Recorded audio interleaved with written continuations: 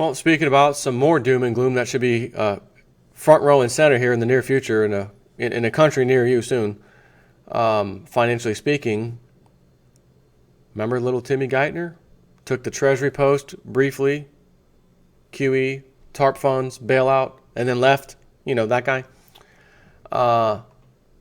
Went on to manage went and joined a company, and once he joined the company, a gigantic credit window from JP Morgan Chase opened up for him there. So that was kind of his bonus for going there. Like, guys, if you hire me for a huge sum, I'll be able to get you massive lending, because I know Jamie Dimon's my buddy, and he did. I remember covering that story a while back.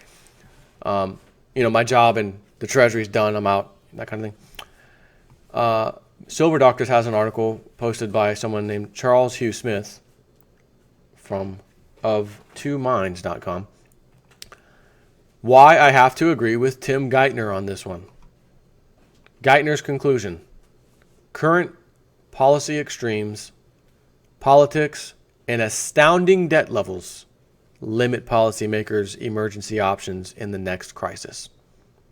So what does that one sentence tell you? There's going to be a crisis. So the next one, coming to a world near you soon, it'll be here, and it limits policymakers' emergency options to deal with it. Quick look surprised. Are you shocked by this? If you are, you must have just hit the subscribe button recently. Because if you've been a subscriber for a while, you'd have been well ahead of the bunch, the sheeple, if you will. You'd have already known this, because I'm covering this crap all the time. It's just so in your face right now. I can't get away from it. I can't find something. Oh, let me talk about Antarctica. Let me talk about... Nope. Got some other issues over here, Jason, before cover that stuff. Many of us disagree with the bloviated, self-congratulatory notion that the Federal Reserve and the U.S. Treasury saved the economy, capitalism, and everything else in 2008 and 9, up to and including the Central Bank of Mars and the bat guano futures market.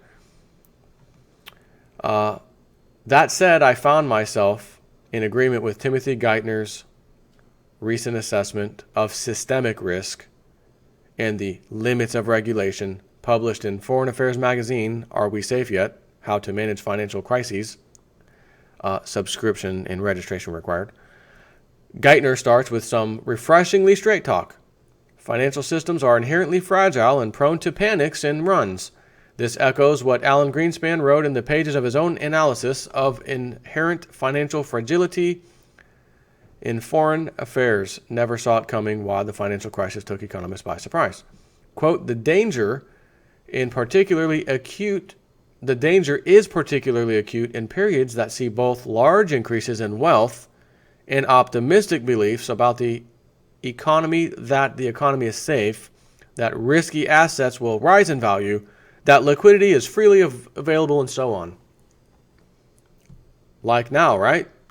Geithner goes on to describe the unknowns of risk-off contagion. He says, panics, although scary and dangerous, don't inevitably end in economic crashes. Much of what determines the severity of the outcome is the quality of the policy choices made in the moment. When expected losses to the value of assets appear very large, there will be uncertainty about which party will bear those losses. I can tell you which party. You. Yeah, I'm looking at you, taxpayer, consumer, whatever you want to call it. That's who the party that loses is. The uncertainty can lead to a general reduction in funding for a broad range of financial institutions. That, in turn, can force those institutions to liquidate assets at fire sale prices, which, if used to measure the riskiness of assets across the system, will make large parts of the financial system appear to be insolvent. This dynamic is not self-correcting. Left unchecked, it will simply accelerate. Is this really Timothy Geithner talking? You bet. These are his words, not mine. Nor are the dynamics of contagion fully knowable in advance. I'm going to raise the BS flag on you, Timmy. They're damn well known well in advance, and you guys know this. But anyways, he says, to paraphrase Ernest Hemingway, runs happen gradually, then suddenly. Their characteristics and severity depend on how things evolve in the event and what policymakers do in response. What matters most are not the first round effects of direct losses from the defaults of the weakest firms. Oh, you mean the ones that don't get bailed out? Because those big firms would have defaulted too. Timmy, talking to you, Timmy Geithner. The little guys, firms that can't weather the storm. Oh, you mean the ones who didn't get bailout money like your club members did? Oh, okay, difference there, right? Anyways, what matters most are not the first round effects or of direct losses from the defaults of the weakest firms or even the linkages among those firms. Rather, what drives contagion is an increase in the perceived risk that a large number of firms could fail, end quote. While giving lip service to the benefits of accepting losses, Geithner sees the state as the key player in any crisis. While I don't agree with the idea that the only way to avoid depression is for the state or central bank to backstop everyone, it's easy to see the logic once you accept Geithner's claim that policymakers, quote, cannot eliminate the inherent fragility of the financial system, and they cannot escape the reality that its survival requires extraordinary intervention on the part of the state. Where I once again find myself in agreement is when Geithner explains why additional regulation doesn't reduce systemic fragility, rather, it increases it. He says there is no reason to be more confident about policymakers' ability to defuse financial booms or head off financial shocks preemptively. Central banks and international financial institutions have made huge investments in producing sophisticated charts aimed at identifying early warning indicators of systemic risks. Sure they do. But financial crises cannot be forecast. Yes, they can. They happen because of inevitable failures of imagination and memory. Oh, that's what caused the 08 crash and the Great Depression in 87 and the tech bubble burst? It wasn't over speculation, government, deregulating, Glass-Steagall repeal. No, it wasn't that stuff. It wasn't anyone's approved for a home, ninja loans, no job, no income, come on. Wasn't that? No, it's important to recognize that the overall, but financial crises cannot be forecast. They happen because of inevitable failures of imagination and memory. Really? That's all it was? Oh, damn. Guys, I want to take this time now to apologize to you. I apparently have had it all wrong for all these years I've been talking about this stuff. I got it wrong. It's not because of the banks, not because of the bailouts, not because of their reckless bidding on Wall Street and then losing the bets, getting bailed out again, no jail time because, as Herr Kolder said, if we put them in jail, it would have a detrimental effect on the economy. So it's kind of a national security issue, so we don't want to put anyone in jail. And instead, the real reason, I apologize to you all, inevitable failures of imagination and memory. Financial reforms cannot protect against every conceivable bad event, he says, so it is important to recognize that the overall safety of the financial system and the health of the broader economy hinges on more than just strength of financial regulation. Geithner's conclusion: current policy extremes, politics, and astounding debt levels limit policymakers' emergency options in the next crisis. Again, that assumes he must know, I'm sure he does, there's absolutely going to be one. You'd be a complete jackass if you didn't think one was coming. And I don't mean like, oh, well, sure, one's going to come. It could be 20 or 30 years from now. No. I'm talking about the very next one that'll be here shortly. That one. Which Geithner concedes is inevitable given the inherent instability of our financial system. So he says, solvency problems become more likely to be treated as liquidity problems.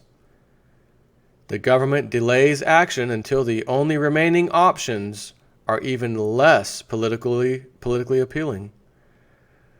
That's what he said. Geithner's proposed solution is basically unlimited state and central bank power to backstop anyone and everyone and create unlimited credit on demand.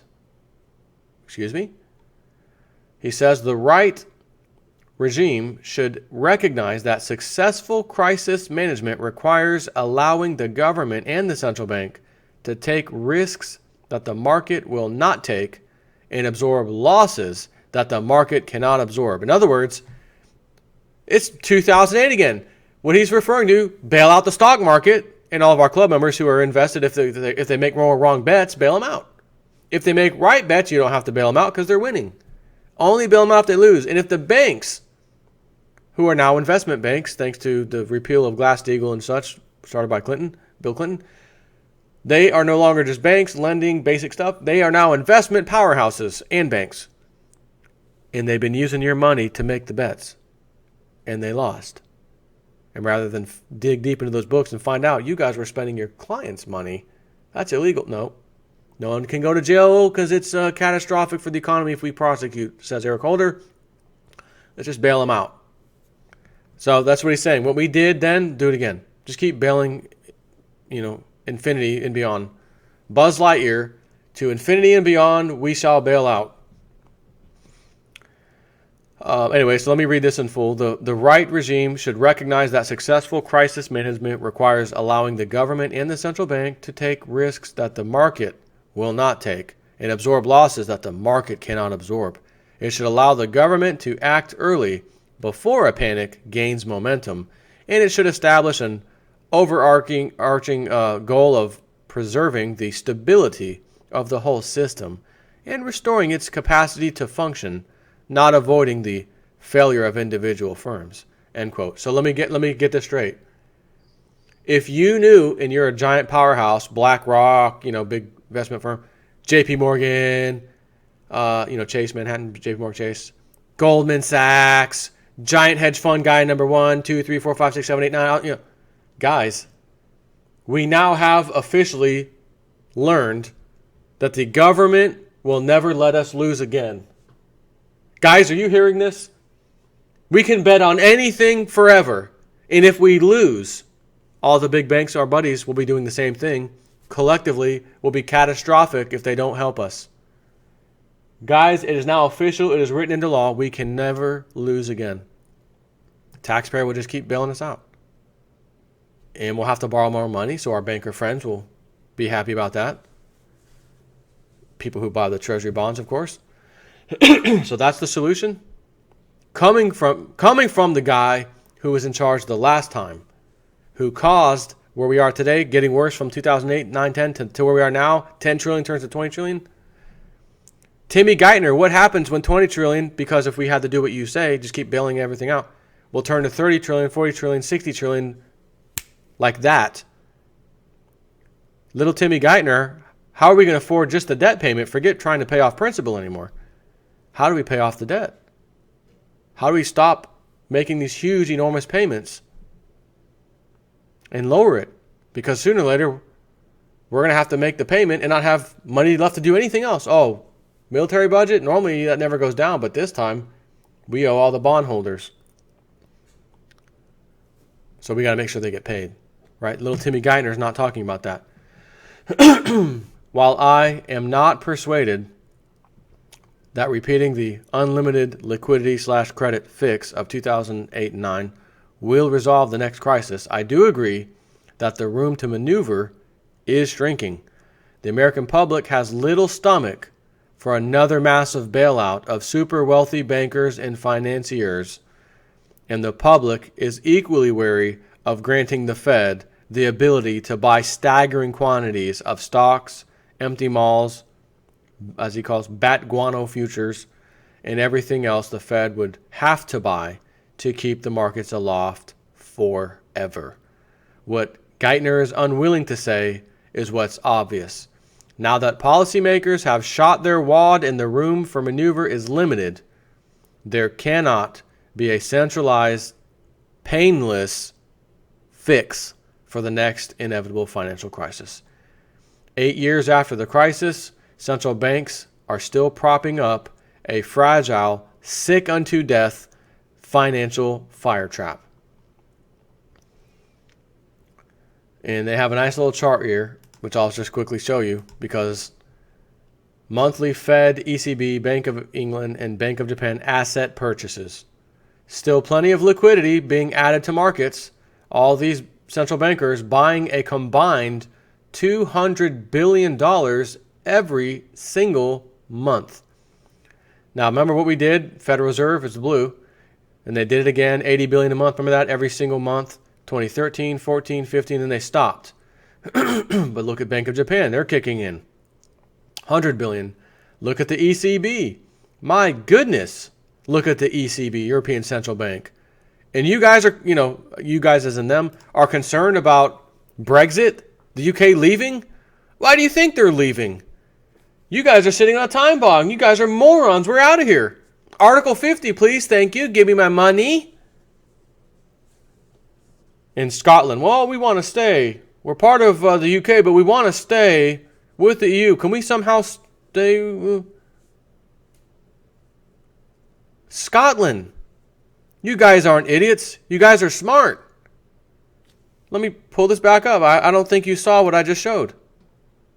That black number, that black spot is yours. That's 200 billion. Well, I guess in total, technically, in total, it's up to 200 billion. But this is insane. Absolutely insane. So, phone's ringing. I'm done with the article anyways. Take care.